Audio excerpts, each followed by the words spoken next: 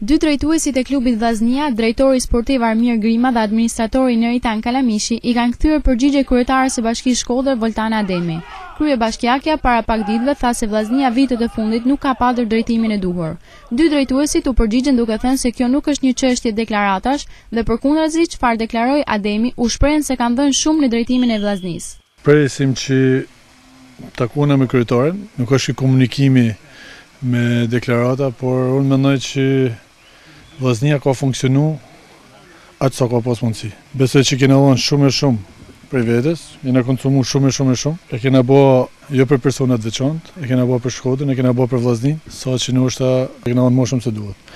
Vështirësitë nuk janë të ana jon, vështirësitë dihen, sepse janë shumë gjëra që sjellin të mos funksionimi mirë i klubit. Unë vazhdoj të nguli kam dhe mendoj që Vllaznia duhet të kalojnë privat. Jena njoft nga media, në Shqipëri mungon legjislacioni për privatizimin e ekipeve të futbollit. Aja është një kompetencë që do ta zgjidhin bashkia me Këshillin e Bashkiak, kështu që nuk kam koment për komente.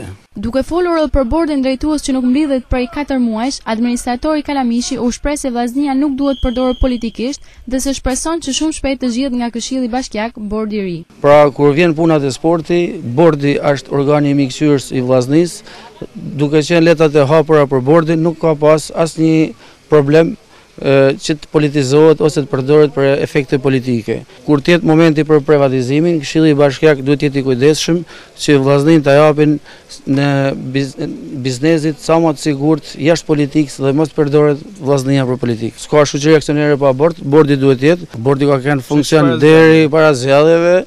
Normalisht bordi nuk është që të mbledhet një herë në javë, bordi është bord këshillimor, konsultativ. Në lidhje me mos licencimin e fushës sportive Reshit Rusi nga Federata Shqiptare e Futbollit, drejtuesit e Vllaznisë shprehen se deri tani nuk kanë asnjë përgjigje se pse nuk është licencuar. Jo, nuk kena përgjigje me shkrim arsyet për se nuk janë licencuar, por komisioni nuk ka ardhur. Përgjigje eksakte nga federata nuk kemi. Akoma vazhdojmë shpresojmë shumë që Reshit Rusi do të licencohet. Për ndeshjet e ardhshme pas javës së dytë, klubi Vllaznia pret nga Federata Shqiptare e Futbollit një ndryshim të atij vendimi paraprak dhe ndeshjet e tjera për Kuçeblut të zhvillohen në fushën sportive Reshit Rusi.